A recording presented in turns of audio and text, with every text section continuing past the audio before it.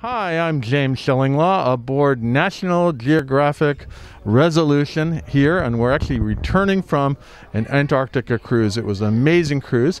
I'm with Gina Gabbard, who's the Chief Sales Officer for Lindblad Expeditions, and we're going to talk a little bit about how you can sell this marvelous experience a whole lot better and figure out the clients that would really enjoy this. And you're going to find out about all that and more on Insider Travel Report. Well, first of all, Gina, it's been great to cruise with you. It's been amazing. We've had an incredible cruise. We're almost at the end, unfortunately. Yes, well, welcome aboard National Geographic Resolution, James. We're so delighted to have you, and it's really been a fun week. We've been able to see some incredible sightings across the Antarctic Circle together, so it's been a very special trip. And you have two ships of this. This is a brand new ship. It's less than a year old, and you have another one just like it, Endurance. So Endurance and Resolution are the two main ships, and they really are very different vessels, right? Yes, they are. So, of course, for Lindblad Expeditions, all of our ships are purposely built for the areas of the world that they explore. And so National Geographic Resolution, as well as National Geographic Endurance, were really designed for the polar regions. Right. So they will be doing pole-to-poles, but we are down here in Antarctica for Resolution's inaugural season. And as the seas have been a little choppy today, going through the Drake Passage last night, we're really able to see her technology and the design of the ship at work. So I know we were rolling around just a little bit last night, but we were yesterday. But in general, it's been a smooth ride. We had great seas coming down here. A little bit more difficult going back, but when we were in Antarctica, boy, this ship can go anywhere and through a lot of different kinds of ice, right? Absolutely. So we had the Drake Lake on the way down, and now we've had a little bit of the Drake Shake. Not too bad last night, but it was absolutely incredible for this ship, which is designed to go farther, deeper, and faster, especially in the polar regions. So what I've appreciated about being on board the ship is to be able to really see her in action. We were able to cross the Antarctic Circle, which is not something. Yeah, that was a big time. We have now crossed the Antarctic Circle. It was a major thing, and not everybody can do that. Right? Absolutely. Did you get your patch for your jacket? You reminded me. I just got to get it. In fact, we have the stores right around the corner. I should get that patch. You should, absolutely. That's a huge accomplishment that we were able to do on this particular trip. And that is one of the key selling points about that your ships can go in different places, and the new ones really can get down and actually go both the western and the eastern part of the Antarctica Peninsula, right? Yes, that's correct. So we've got a variety of itineraries. As a matter of fact, we still have a few more itineraries left for this season. Mm-hmm. And we do have some limited space for the next few voyages. Mm-hmm. But you can definitely do some very interesting things. So this season, we've had 3 ships in Antarctica. So we've had National Geographic Explorer. She was one of our original polar vessels, and she's been doing some fantastic itineraries. And then, of course, National Geographic Endurance. She just completed a 30-day voyage and is now on her second 30-day voyage. We actually saw her in Ushuaia. But on that particular voyage, the last 30-day voyage, she made it to Peter I Island. And that was pretty historic because it's been several decades before anyone has landed on Peter I Island. So again, it's the capability of this particular ship as well as National Geographic Endurance to be able to go where we haven't been able to explore before. So that's a key selling point. And of course, the other thing is, and we've been talking about this for long, the onboard experience. And I have to tell you what was really, mind-blowing for me is that I now have to consider Lindblad as a luxury player because of this ship. Because what it has, the dining, as we've experienced, the accommodations, this is truly a luxury experience with expedition. Well, thank you so much for saying that, James. Of course, at Lindblad Expeditions, we've always felt that it was the experience that we provide that is the luxury of access. But you are absolutely correct. With these particular vessels, it is a unique experience for Lindblad. And so while the company has always felt that the most important experience was what you had on on the ice or on the water in the destinations, because that's what we do. We are an expedition company. But now to be able to have the comforts of the ship. Yeah, the beds. I mean, the beds are amazingly, right? Well, that's another story for another day. But yes, I mean, we have specialized beds for all of our ships. But it's also about the cuisine on board that we're seeing here. So, of course, Lindblad has a sustainable seafood program for all of our ships. But what we have found here in the Cook's Nook, which I know we were able to... And the other alternative restaurant, Tupaya, and you get invited up there once a cruise, and it's a tasting menu for about, 15, 20 people, I believe. And it was really just incredible. Yes, and it was, what I loved about it, it was the culinary journey through Antarctica. So even the presentations of the food were very well thought out. A variety of, meats and seafoods that we were able to taste. Just an extraordinary experience, and something that we've never had on any of our Lindblad ships. We're very proud of it. But even now in the main restaurant, 270, you have an awful lot of choice. And I always count a good menu. You don't know exactly where you want to go. And you know what? If you don't want it for lunch or breakfast, at least you can go up to Tupaya, and they have a lighter fare. And we've actually experienced that. And, if you don't want to have that heavy breakfast, go up and have some yogurt in Tupaya, right? Exactly. Or chia pudding, which was absolutely delicious. And then, no matter where you are on the ship, you have these incredible views. Because, again, the ship was also designed to make sure that you could look outward no matter where you are on the vessel, which does add to the experience. We've seen whales, we've seen orcas, we've seen humpback whales. And we have seen a few penguins, too. Oh, my favorites, the penguins. So, yes, Gentoo, Adelie, as well as the chin straps yesterday. I saw those yesterday. Now, so all of those are great selling points for this ship. But who is the target customer, the target client that the folks out there can really look at? So what's been really interesting that we have found with this particular voyage that we're on is that these ships are also attracting a client that maybe in the past wouldn't consider Lindblad. So we have always been a wonderful home for families, for couples, especially for singles, because on this particular vessel, as well as National Geographic Endurance, we have specially designed single cabins, and that is a program that Lindblad has. We even offer on all of our ships a single shared program. Mm-hmm. So because of the community environment that we foster here, when you sail with Lindblad Expeditions, you are automatically embraced into the community. It's wonderful for singles because they can never feel as if they're alone, or not a part of the group. The other thing I would say, what we have found is that customers who are passionate about wildlife, safaris, or even river cruising, it's a natural fit for Lindblad. But especially for these ships, we're even seeing a younger demographic.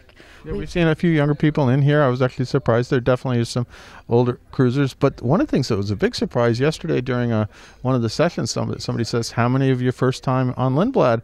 And I'd have to say the majority of the room said this was their first time, including me. Yeah, that's correct. So that's a big focus for us as we move forward, is to expose the world and expose the world through Lindblad Expeditions' eyes to first-timers, whether it's first time to maybe cruising. So if you are more traditionally very active, maybe you do mountain biking, hiking, take very active trips. And I have met some people who are older than me that do mountain biking, so it's pretty amazing. Yes. So this is a perfect experience, because what we say is if you really want to get in, you want to experience the destination for all that it has to offer. I mean, as you've seen, every day we've had two either landings or cruises, kayaking. There's always something to do. Get in the Zodiac and go search for whales. Yeah. We did that the other day, and boy, they're just right there in front of you. Correct. And if you want to get your boots dirty, especially when it comes to the penguins, and you really want to get in there with something else you can step on with the penguins, but we won't talk about that. The one thing they don't tell you about penguins is the smell, which is, hey, look, they're cute beings. You just have to live with something, right? Exactly. You do smell them before you see them. But again, that's the type of customer that's attracted to Lindblad, is the one who really wants to get dirty and really be educated as well, because as we were coming through the Drake Passage, that's in addition to the anticipation of the ice buildup that you see, it's also about that time where we can educate the guest, get them in the right frame of mind for what they're about to experience. And I would say for Antarctica, that's a really important component because it's a sensory overload, as we have seen in the last 10 days. And so to have that education from this incredible staff who are very passionate about what they do. The expedition team is amazing. Yeah, so that is a perfect customer for Lindblad Expeditions.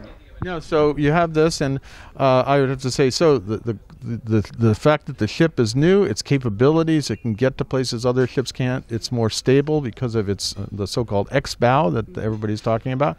It has incredible comforts that you are getting a luxury experience on board in your cabins and your staterooms.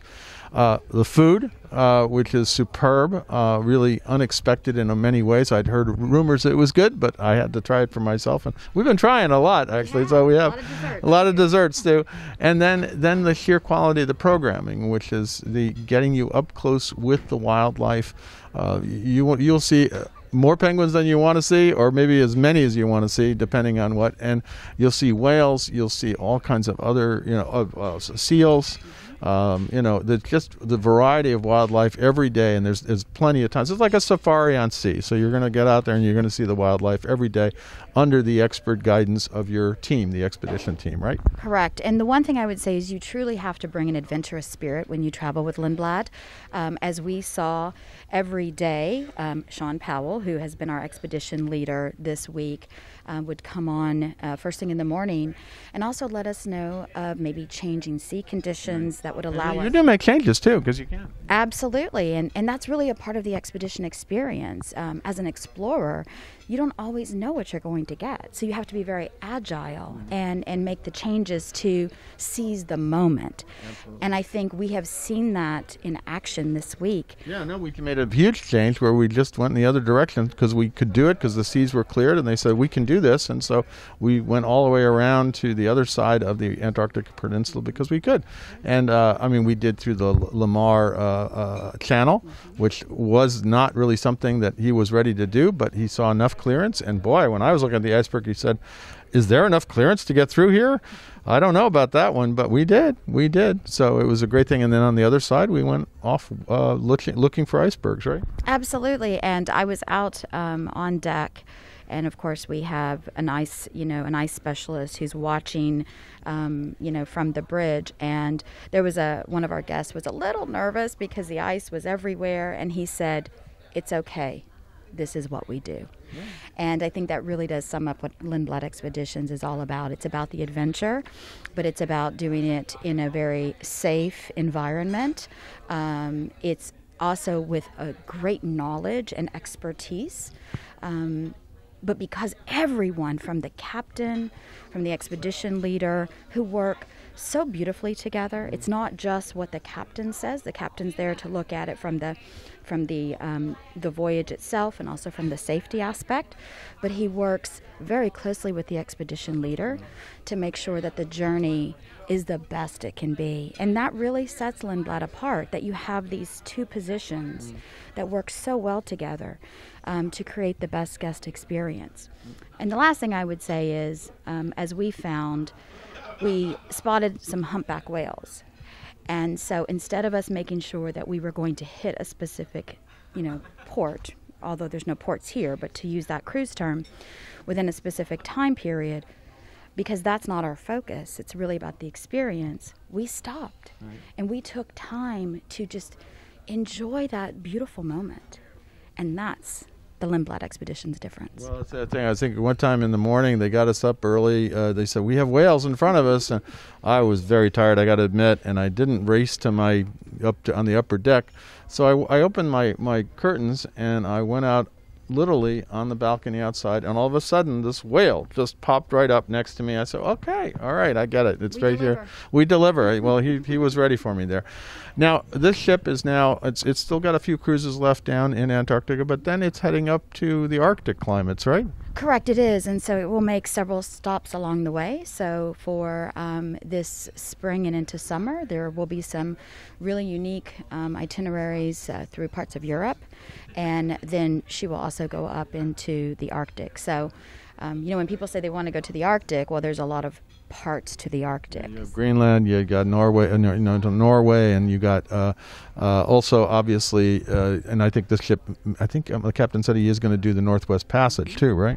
Yes, and it's sold out, but we'll put folks on a wait list if we have any last minute cabins. But yes, so very diverse itineraries, but you still get this experience. And I think we can't forget one thing that we were both able to experience on this trip that no one else offers: the igloo experience. The igloo experience, yes. Well, I was a wimp. I cashed out at 3 in the morning. It was a great experience. Most everybody else made it through.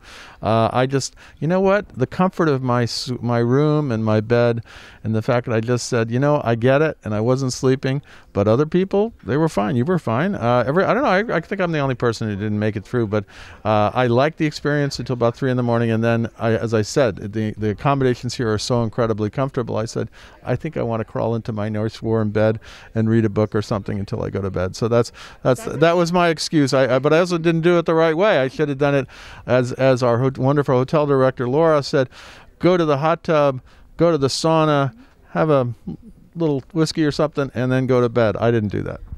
Well, I did all of that, minus the whiskey. I did something else, but I couldn't go to sleep right away because the night that I did it, we were coming out of the ice. We had parked in the fast ice that day, and the sunset for that brief moment was just spectacular. And to see the ice, I did eventually go to sleep, and I did stay in there the whole time. There you go. Yeah, so you're a trooper, I tell you. I felt like there was a lot of pressure on me to send, but I said, why? I'm enjoying my experience. So, Gene, anything else you want to tell our now it's almost 100,000 travel advisors out there. We're up to there. A lot of folks came back into the market, and so anything else you want to say to them about this, about Lindblad Expeditions, and about this new ship and its twin? Absolutely. Well, first and foremost, we thank you all for your support. We know the past couple of years have been so very stressful, just in the travel business, because of COVID and what you have all had to contend with, rebooking and booking your customers.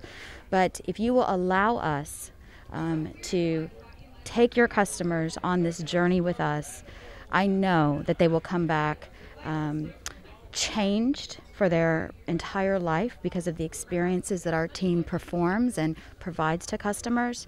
And you will be able to give them something very, very special, beautiful memories that will last a lifetime. And that's really what we do. We expose guests to this incredible planet and everything that it has to offer. So then now you can come on these incredible ships, as well as the rest of the fleet that in their own right create some beautiful memories together. Absolutely. And if you notice, we're both wearing our masks because that is the policy. We are governed under Argentinian law, COVID regulations down here, which is good. And in fact, this ship and others in the Lindblad fleet has been really fortunate in that you really haven't had really major outbreaks at all. We just got tested again on our way back. We were all negative. They're very stringent about the protocols here, and that's another thing. Everybody worries about this, but I think you can get through because you have a company that is doing some good things in the protocol area, and we flew here on a charter. We got down to Ushuaia. We came over here, we got tested again, and now we got tested on the way back. And so far, nothing. So far, so good, right? So far, so good. And we're all going to be going home tomorrow with our negative antigen test. No, I mean, again, when you're taking people to the far-flung places around the globe,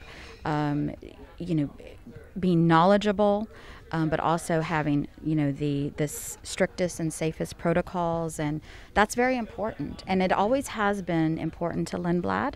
Of course, we were the first. Lars Erik Lindblad, Sven Lindblad's father, was the first to bring non-scientists to Antarctica in '66, and in several other destinations, the first too. You can't do that successfully if you don't put safety of crew, staff, and guests first. Absolutely. Well, Gina, it's been great to cruise with you here on this. It's been amazing. It's my first time in Antarctica, and it was great being with you and with this whole team here, the Lindblad team. And again, I urge you to think about booking your clients on Lindblad. There's still, as Gina said, still a few places left this season. However, there's another Arctic season, and then, of course, we'll be in Antarctica towards the end of next year, or this year, actually. And you got the chance there. But it is an amazing ship. It's definitely a new level for Lindblad in terms of the comfort and the dining and everything else. So please thank you so much. Thank you for being here. We've enjoyed having you. I'm James Shillinglaw, and this is Insider Travel Report.